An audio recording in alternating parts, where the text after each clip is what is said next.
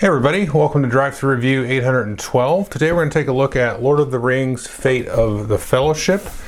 This is a brand new game that's not quite out at the time of this recording. I believe it comes out in September of 2025. We'll see, because that date's kind of moved around just a little bit.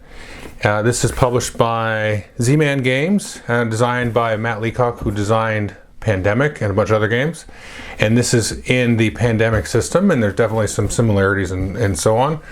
It's basically the story of Lord of the Rings, all three of the trilogy, and you'll be taking on the role of Sam and Frodo, Gandalf, Gollum, Éomer, Aragorn, Legolas, all those people, and elves and dwarves as well. And trying to complete objectives, try to get the ring to Mount Doom and toss the ring into the fiery pit and not lose all hope. The players will lose once hope drops to 0, and they will win the game if they put the ring in Mount Doom before that happens, as well as completing at least 3 other objectives. So the game's cooperative. I will show you a little bit of how the rules work. There's a fine watch it played video out there if you really want the rules details. I always feel silly talking about the rules if there's a watch it played video. But yeah, we're going to go over the gist of it. I'll talk a little bit about the solo mode, which I've also tried during that. And then we'll come back here and I'll give you my thoughts. Okay, so I've got the board kind of laid out here. This might be what it looks like mid-game. I kind of reversed a game that I had played the other day and move some pieces around, and that's what you're kind of looking at here. You can see the main board, the map of Middle-earth, which is quite busy, which we'll get to that in a minute. And then you've got some various decks of cards here, and some cards in front of the player, as well as some objective cards over on this side. And then also this little dice tower, which is also the Tower of Sauron. And you've got a couple of different sets of dice down there, and you roll dice through there if you so wish. You can build that up and pack it back into the box. It actually comes apart into 3 pieces. You've got the eye, the kind of central part of the tower, and the base. Those all just come off and they'll fit right back in the box, no problem. I will say I made a mistake, which, speaking of watch it played, he also made the same mistake. Because I asked him, I said, when I roll the dice, they get stuck. And he said he made the same mistake because there are 2 sort of like shelves inside of here. And if you don't point them the right way, basically down, then they'll be stuck. So I had one that was kind of more like flat and not down. So they kept getting stuck. Once I took it apart and then fixed it, then no problem. So I just wanted to mention that because I thought, well, this is really awesome and very sturdy and great and looks awesome and you can pack it back, but my dice are getting stuck. It sucks. But that was my fault because I did not look closely enough at the instructions, which are here. And then specifically, I'll just show it to you so you don't run into the same mistake. Let's see, step 5 is the one step in question. And just make sure stuff's pointed down. Just double check the picture there. Once I took it apart and took a look, I was like, yep, I did that backwards. And where we go. So I just want to give that little heads up there. Other than that mistake on my part, this tower is friggin' awesome. It's great to just put it over there by Mordor and have it taunt you as the game kicks your ass. So in front of me here, I've got what would be a solo game setup. So you always play with Frodo and Sam, no matter how many players you play with. And if you're playing solo, you'll have 4 other characters that you play with, and you'll use this token to keep track. So let's say we start the first round. I'll have Éomer and Frodo and Sam. So what happens is I'll do 4 actions with Éomer, 1 with Frodo and Sam. On my next turn, I'll do 4 actions with Galadriel, 1 with Frodo and Sam. 4 actions with Gollum, 1 with Frodo and Sam, and so on. Now typically when you're playing with multiplayer, each player will have 2 characters. So let's say I had Éomer and Galadriel. On that case, when it's my turn, I'll take 4 actions with one character and 1 action with the other. And I can do the same way multiple turns. I can flop it back and forth. 4 actions this turn with Galadriel, 4 actions next turn with Éomer, however I want to do it.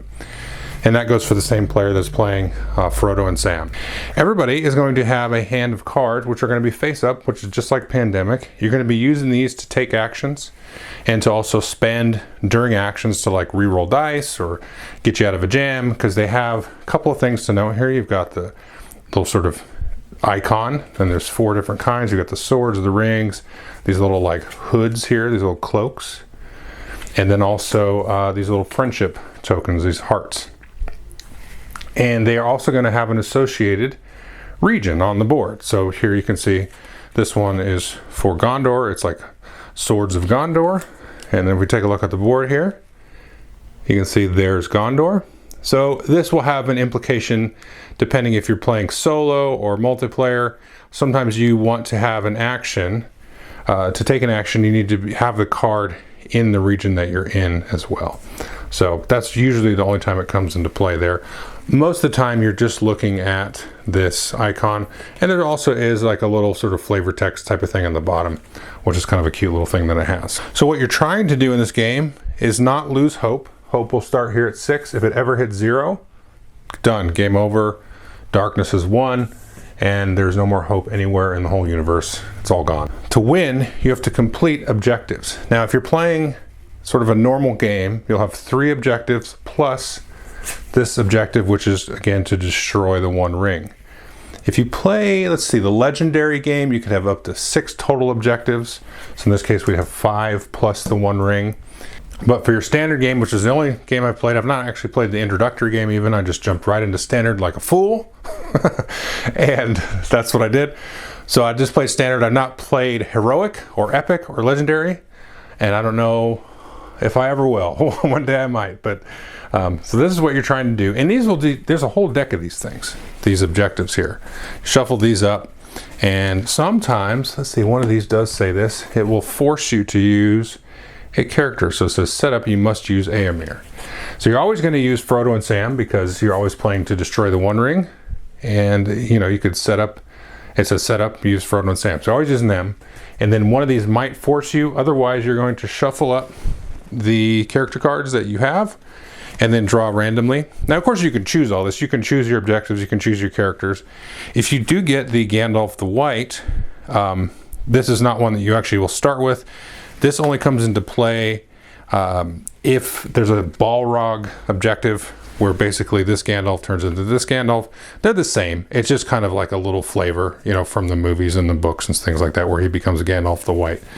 And the Balrog objective will give you like a new ability as well. It'll say it on there.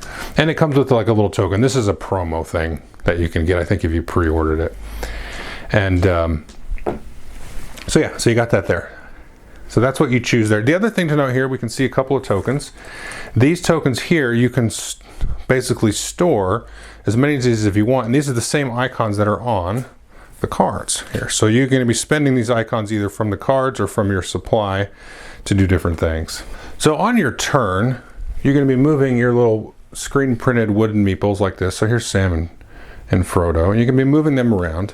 And that's one of the actions you can do. So for one action, you can move. And you're going to take 4 actions, like I said, with one of your characters and 1 action with the other. So the very simple one is a travel. You just move. Now, travel is a little bit different than in, like, say, normal Pandemic. When you travel with your character, you can bring along troops. So let's say we have these 3 elven troops here, and we had a Gondor troop there. Those are these little tokens there. And they're very tiny, which I kind of hated at first, but I kind of like it. Let's see if I can get it to focus. There we go. So there's a little elven troop. Now they're very tiny because there's a lot of information that needs to happen on this board. So if they were any bigger, it would be horrible from a game perspective. As it is, it's a little bit fiddly, you know, tiny to pick up, but I think it's fine. So my point with this is when you move, you can take with you any troops that are with you and move them to the next location there. Now you can also take, if you have a character with you, let's say Éowyn was with Frodo and them, and let's say either Éowyn was moving or Frodo was moving, you can also, in addition to taking the soldiers here, the troops, you can take the other characters with you there. And so that's on your move action. You can bring anybody you want with you. So that's pretty cool. Now the thing to keep in mind is when you move Frodo and Sam, anytime, either if they initiate the move or somebody else is bringing them along with, depending on where they move into, they're going to roll to search, because again, this is the Eye of Sauron. This is always moved around the board, trying to make you lose hope. And that eye is always looking for you.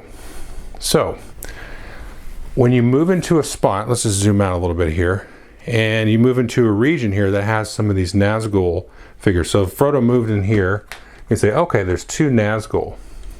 So that means I'm going to have to roll 2 search dice. But if I moved into a spot here, maybe with a troop, an evil troop, all these red troops that you see on the board, those are the evil Mordor orcs and things. And I'd have to roll a die for that. So in this case, you're going to roll 3 dice, 1 for each Nazgul here, and then also 1 for the orc or whatever it is that you moved into.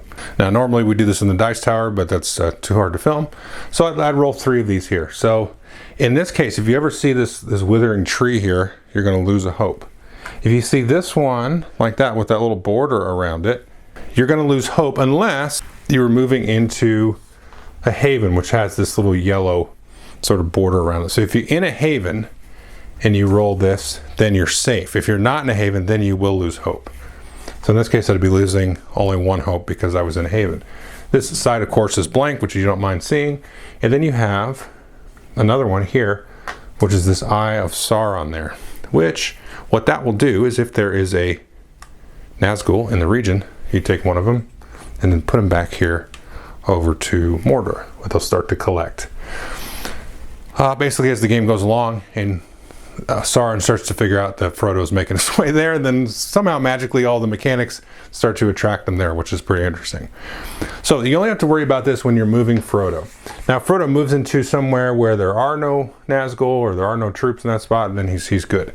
You can also avoid the search if you discard a hood or cloak, however you want to call that, whether it's an icon there, a token, or you discard a card. So you can discard that and you will avoid the search altogether. So it's good to have those. Now, speaking of that, the other part of movement, and this is my one sort of like complaint about the game. I mean, I can see people griping about the size of the soldiers and that kind of stuff. But if you look here, let's just zoom into Mordor because this is where it's really important. You can see we have these little icons here. So I've got 4 of those cloaks, 2 cloaks there. If we zoom over here a little bit, you can see this one here has a ring. And what that means, those are called special paths. And to move over that, so Frodo was here and he was moving across there. To do that, you have to discard a ring card or a ring token. Okay, so that you're gonna have to, and so like to go across this one, you have to discard 4 cloaks. And as you can see, as you start to get into Mordor enemy territory, there's a lot of little paths and things like that you're going to be going, and these Nazgul are sort of hiding some of them there. So as you start to get into Mount Doom, you can see all these cloaks you need to discard. So you're going to want to store those up to be able to move through there. And what my complaint is that you start to have a lot of pieces on the board here. You can just kind of lose track visually of what's going on. So one trick that I have found that works pretty well is you just put a token on the board, because you don't usually, you go through these too much. So I'll put these on the board like so, as just kind of a little reminder, oh, you've got to discard some cloaks there, or here, you'll put a ring on it. And so somehow that just sticks out a little bit more because the other ones kind of get lost. And so your mileage might vary on that, but that's the trick that I've enjoyed using there. Now the other thing to note about these tokens is how do you get the tokens, right? Because one part of the game is that each player has a hand of 7 cards, so you can never have more than 7. Once you draw up above 7, you've got to discard at that moment. And it's like Pandemic, where you're going to be drawing cards from the player deck at the end of your turn. You might get event cards like this that are not just these icons that might have some text on them. You can play these at any time, even when it's not your turn, and you can play them in, like, instead of discarding them, that whole thing. But the other thing to keep in mind, and the reason I'm telling you this is because, again, you're going to need a lot of cloaks here to get through Mordor.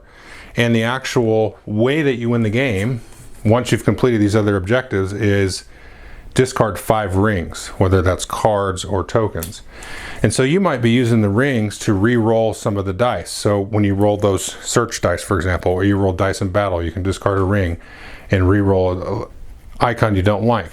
Or you can also ignore some of those lose hope icons by discarding the friendship icon. And so as you start to go through that, then you still possibly want to keep cards at the right time, but then as your hand size limit hits, then what are you going to do? You're just going to end up discarding cards that you'll end up needing later. So what you can do is, if you're in a haven like so let's say Eowyn was in a haven. If you're in a haven, you can take a prepare action. If you take a prepare action, you'll discard a card, and then get the token for that card. So you can keep your hand size down, keep those tokens for later when they're actually going to be useful. Now, the trick in a solo game is you can only discard cards for a prepare action if you're in the matching region. So this one says Gondor here. So this one I can discard and get a swords because I'm in Gondor. But if I was trying to do, this one here, that's not the right region, so can't do that in a solo game. Multiplayer game, you can do that. That's fine. Now the twist to that is in a multiplayer game, you can do a fellowship action. That's where you can trade cards like you can in Pandemic. So for example here, if Éomer was in the same spot as Éowyn, then on either turn you can take or give a card that matches the region here. So one of these players, depending on who had the card, could take it or give it to the other one, and that could be your fellowship action. Now there is no fellowship action in the solo because you have one hand of 7 cards, so that goes away. But it doesn't matter what turn you're on, which character you're activating, you can always use the cards you have. So kind of a give and take there, but there is that fellowship action to trade cards. Now the other thing you can do is you can muster. So this is how you get troops that you want to move around and have fights. To muster, you look at the icon here. So for example, this is where you can muster Gondor troops, these blue troops like that. And then you just discard a friendship token, a heart token there, or a card, and you can summon that. So you don't have to be in a haven, you just have to be in a spot that has that icon. And there'll be other icons, like if we go up just a little bit, here you can see the Rohirrim, the Horse Lords. So if you're there, you can summon the brown troops. So you can put those there. So it's 1 troop per card basically, or per token. Some characters have special abilities where you can kind of do it for free without paying the cost and so on.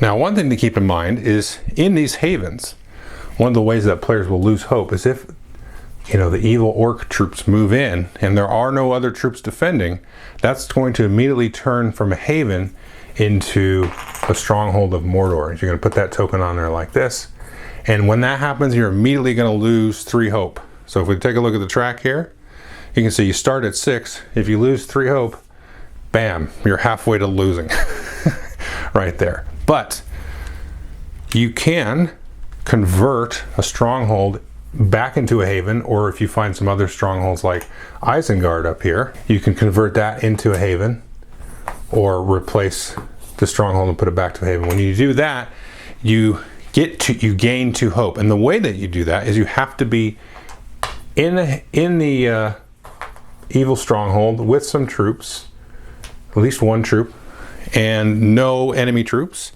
And then at that point you can discard 3 swords, whether it's cards or tokens, and then from there, then you can convert that either back into a haven or into a haven for the first time, and then again you get the 2 hope that way. So that is called a capture action, and that's something you're going to want to take care of. And then the last action you might say is an attack. So what's going to happen with an attack is, let's say Éomer had just moved into here with, you can see he's got 3 Rohirrim troops and 1 Gondor troop, and then there's 4 of the Mordor troops there. So I move in there, that's an action to travel. The next action I might do would be to an attack. And at that point you basically roll 1 of these attack dice per troop, but up to a maximum of 3, and you don't have to roll them all either. Because let's say I've got 4 here, let's say I only had 1 Mordor troop to get rid of. I don't probably need all 3, because what's going to happen is, let's say we rolled this result, we decided to roll 3. So we had this one that's going to remove 1 Mordor troop and 1 friendly troop. This one will just remove 1 Mordor troop. This one will remove a friendly troop, but not if you're in a haven. So that's a little bit useful for haven. The other symbol is here. This is, you will remove 2 friendly troops if there is a Nazgul present in that region. So even if I have overwhelming forces, you can still roll and kind of hurt yourself. So you got to be careful with how many dice you roll. And again, you can re-roll these with the rings. You can also, during the battle, just discard swords to just straight up kill the Mordor troops on top of what you roll. And the attacks will work kind of the same way when the Mordor troops move in there. They will always kind of roll their maximum number of dice, so up to the number of troops there. And then again, you remove and stuff. Now the only difference really is when you initiate attack, the Eye of Sauron will move to that region. And that's a good thing if you're moving the eye away from the region where Sam and Frodo is. Because as you go through the deck, there's 2 decks. Again, you have the player cards here, which is just like Pandemic. You know, you draw 2 at the end of your turn. What can happen in there is you have shuffled in, similar to Pandemic. These are like an Outbreak card, where you have the sky darken. So you're going to increase the threat rate by 1, which will basically start to have you draw more of these evil cards here. And then if the eye is in the same region as Frodo, you lose 2 hope, just like that. So you want to keep that eye off of them. So if it's not in the same region, it's going to end up moving to the region where he's at anyway. So, and there'll be other cards in here in this deck that will move it. So you want to try to keep the eye off of Frodo, do battles all over the place to keep it away from him. And then it'll have you add 3 troops to some random spot. And then it will have you reshuffle this deck and put it back on top of that deck, just like Pandemic. And then so once the players have done their actions, drawn the 2 cards, resolved any skies darken, then you're going to flip a certain number of cards off of this deck, depending on where the threat's at. And these do a couple different things here. So if we take a look, this is kind of interesting. So you flip a card and have a resolve pile and a discard pile. So I'll flip this up, and there's 2 parts to the card. You're either going to do the top part or the bottom part. You're going to know which part to do based on the symbol here. So if the banner is showing, you're going to do the top part, which is just going to basically march troops along one of these lines here. So the one thing to keep in mind with the game is there's a lot of different pathways that are different colored arrows. And so any troops of Mordor that are along this path from Nirn to Helm's Deep, you're going to move 1 space closer to Helm's Deep.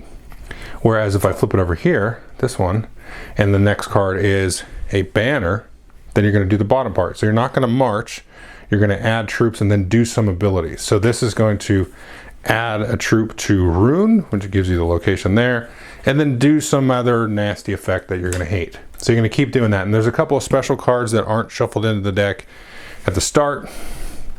And you'll use this deck to kind of seed the board with some extra Mordor troops and stuff like that. There is a layout of where stuff is at the start and so on, and then you'll add a few more to kind of randomize it. So that's the gist. You're going to be doing your actions, trying to move Frodo and Sam down here to Mordor to put the ring in, trying to fight off the different hordes that are going to be coming after you, not only to move the eye off of Frodo and Sam so they don't just lose all hope because the thing's pestering them, but also to keep your havens safe and convert any evil strongholds back into havens or into havens at the beginning to start to gain hope in that way. And then again, complete all your objectives, and you have to complete all 3 of or more of your randomly drawn objectives, and then only then after those are complete, then you complete destroying the 1 ring.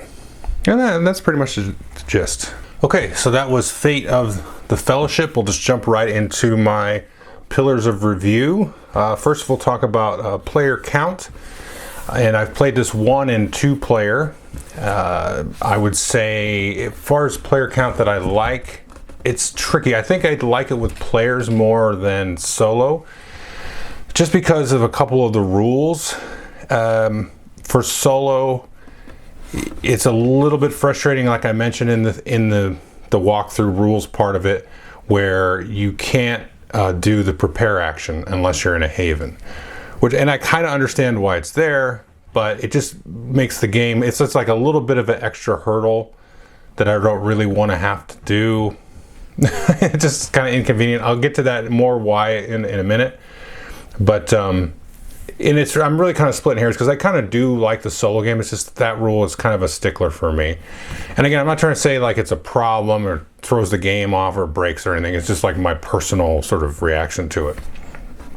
And I also find the game very difficult and having the extra heads at the table. Although I haven't won it with a group yet, I've only won it solo, so there is that. But in terms of like the kind of information overload, so to speak, it's better to have, I think, more heads at the table. And like, I can't speak to playing it with 5 players.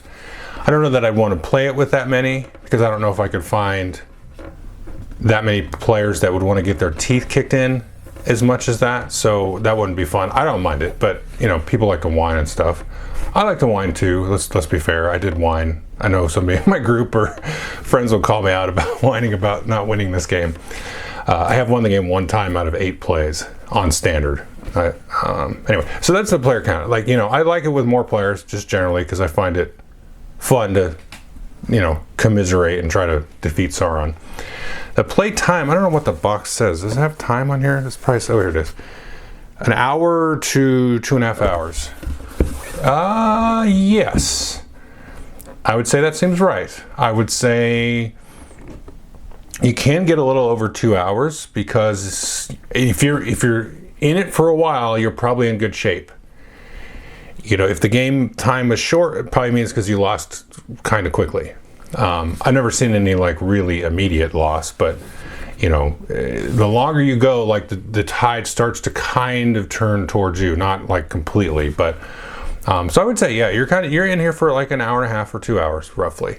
And I think once you get used to not only the mechanics of the game, but also like the strategies and things like that, that'll start to come down a little bit.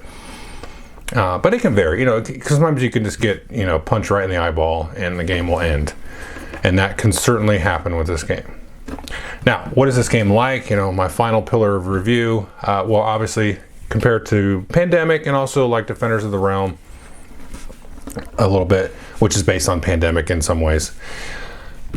And also, War of the Ring, because it has that kind of dual aspect where you're trying to march Frodo and Sam down to Mount Doom, but also kind of fight army things and, keep troops back and keep flanks taken care of and not leave any openings for Mordor to come in and slaughter you and that kind of stuff. And so it kind of has a War of the Ring vibe, but a co-op vibe to it.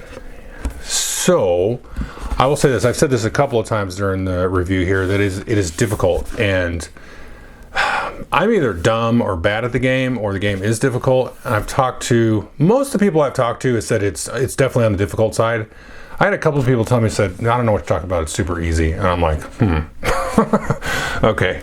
So now again, I've not played an introductory game because I was like, I played Pandemic, several dozen times. And I was like, I'm not doing intro stuff, and so I went right to standard. And I've won it once out of the 8 times I've played it. I will say this, I think this is like the headline, if you want to take it away from this review, is I really enjoy this game. I don't mind getting my ass kicked. I think it's a good level of difficulty. I think it's the right amount of difficulty, because this is like you're fighting for like the soul of this universe, right? In a way, good versus evil, like in the most like primal sense. That's kind of what these books and everything sort of evokes. And it should be hard, right? It shouldn't just be a cakewalk. This is not a fairy tale, although it is in a lot of ways. But it's a difficult fairy tale in a way. And so I think that's good. The one thing that I've kind of come around on, but I think others could, rightly or wrongly, not appreciate about the game. And to me, it comes down to every single action that you do, basically you need cards for, other than travel. But sometimes you need cards or tokens for the travel. And, even like mustering troops. Now, there are certain characters that you don't need to spend an icon for, like to muster troops. So with, I believe it was Arwen, that you can summon elves without troops. And with Gimli, you can summon dwarf troops without icons and stuff like that. So that makes it difficult unless you have a character like that to summon troops. And sometimes you really need to get some troops out there because a horde of these orcs is coming right down one of these lines and they're going to ransack all your havens. Or, you get to the point where you really need some swords, for example, to capture and all that, which is fine. Like, I don't think that's like a huge issue. I mean, you have that same thing with Pandemic. You need to draw the right cards so you can cure the diseases, all that kind of thing. So that's sort of like established, board game mechanical lore, right? But there's something about it in this case where it's like, man, I had a turn with, let's say, Galadriel and whoever, and there wasn't really much we could do at all. Like, there was nothing to do. You needed a card to do something. I could have moved her around or something. And, most of the characters have special abilities that you can do, but there are enough turns that it's noticeable that you just cannot do a thing. Whatever that thing might be, there's nothing worth doing on a turn. And even with 2 characters in play. So that is not a deal breaker for me, because there's enough going on in the game and there's enough going on in the rest of the game that, when you have those turns, and they feel bad. Let's be honest. I just say that, okay, this sucks, because I really need to do a thing and we're going to lose and I can't do anything, even if it wasn't something that would directly stop this loss that I can see staring me down. So that could be a problem. But I've played this 8 times now, and I've sort of found to kind of work my way through and around certain things and learn from my losses and learn certain things about how the troops kind of form and march, and where they seem to kind of like to spawn and where they like to march from, and how to sort of control what the characters are doing, because you need to sort of help guide Frodo and Sam down to Mordor and get all that stuff taken care of, but you don't want to forget about the rest of Middle-earth behind you, because Sauron will pop up troops behind you and you'd be like, oh, they're just going to run right through the Shire or through Rivendell or whatever, and just flip all the havens into strongholds, and you've lost all your hope, even though you're really close to victory, that kind of thing. So but again, sometimes you can get in a situation where it's like, well, even if I could do something, or even if I wanted to do something, let's say, I couldn't do it because the game's not giving me the options to do that. Which again, I think is okay in this kind of game. It's just, I wish there was some other action that you could just kind of do. Drawing a card wouldn't work because it's just, the way the deck works, but something like that. That's my only kind of minor sort of criticism with it. That being said, like I said, I lost 7 times, and I was getting discouraged and frustrated by it. But it was I kept kind of coming back for more, because I kind of learned a little bit from each loss, and kind of seeing the interesting ways that things kind of work out. And the other side of that, the whole other side of and this is why I'm getting back to my initial sort of why I like multiplayer over solitaire, is the prepare action, because that's such a cool part of the game, because at the very, very, very end, you're going to need a lot of the little hoods or cloaks to get through Mordor into Mount Doom. You got to have those. And you got to have the 5 rings to take the action to dump the ring into the volcano. So you have to take time preparing, and I really like that sort of, it's such a simple, just really basic action, discard a card to get a token, and to keep yourself from hitting your hand limit, and also just to kind of bury stuff for later. And it's almost like this weird introspective little time that the characters are having on this larger than life journey. Is I got to make sure that I'm in good mental, physical shape to take on whatever the next challenge is, so I can spend a little time. So it's almost like a little rest action in a way. And it's very, very important that you do that from the beginning. But the thing is, with the solo game, you have to be in the region to prepare and stuff like that. So again, you can work around it. And like I said, the only time I've won the game is solo. But that's if you had to ask me, because I like just being able to prepare wherever, because I'm I know I need this. And it sucks to have a hand of cards. You're well, even if I wanted to prepare, I couldn't, which is, it's more pronounced in the solo game, that whole aspect. So anyway, that kind of loops back around full circle to why I would say let's play it with more players. But the one last thing I'll leave with as a positive note is it's very interesting how the game sort of organically seems to ebb and flow with where the Nazgul kind of move around, where the troops sort of spawn, and the different sort of paths they take, where they can kind of go out one way and then kind of come back in and go back down a different colored arrow on the board and that kind of stuff, and how to sort of time, trying to get the eye to move around to different regions so it's not focused on Frodo, because that'll just drill you if you don't just take care of that eye. And then the way that the different objectives will make you kind of play the game out a little bit differently, and it adds a real kind of cinematic, narrative plot kind of driven stuff to going on in the game and things like that. So having that objective stuff is really a neat part of it, and it, you know, presents itself a new challenge. And again, having the different characters, you know, the game that I won with, I had Frodo and Sam, obviously, I had Éomer and Éowyn, and I did have kind of two sort of Rohirrim focused objectives in that game, so I think that made a game probably a little bit easier on that side. Then I also had Galadriel, who allows you to go fish out extra event cards that are not even shuffled in the deck. You go from outside the game, get those in. Those came in huge.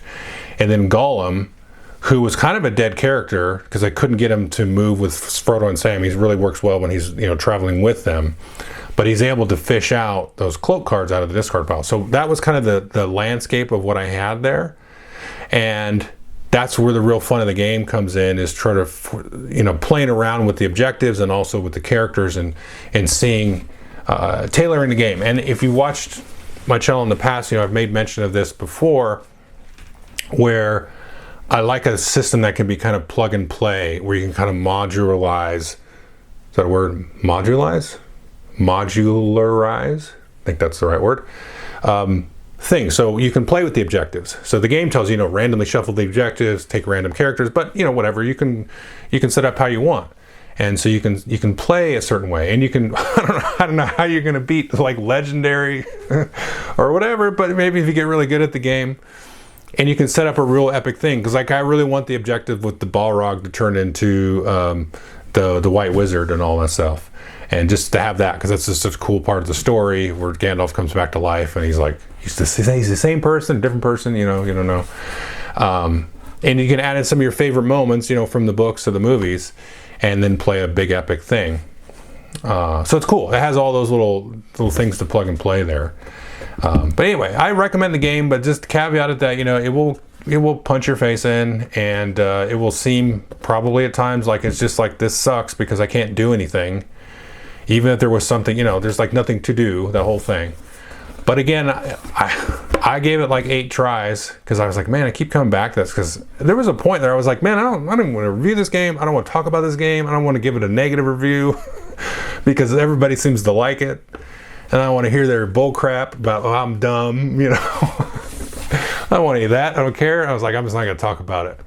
And I was like, man, but it's still like, you know, like it kept taunting me, you little sucker. And I finally beat it. And now I'm like, really love the game, which is, you know, what is that? What kind of biases, what kind of reviewer bias nonsense is that? Well, he likes it because he finally won it. Anyway, I had fun with it. But I think it's difficult and tricky sometimes, and but it's fun. You know, if you don't mind tough stuff, then it's cool. I recommend it. So thanks.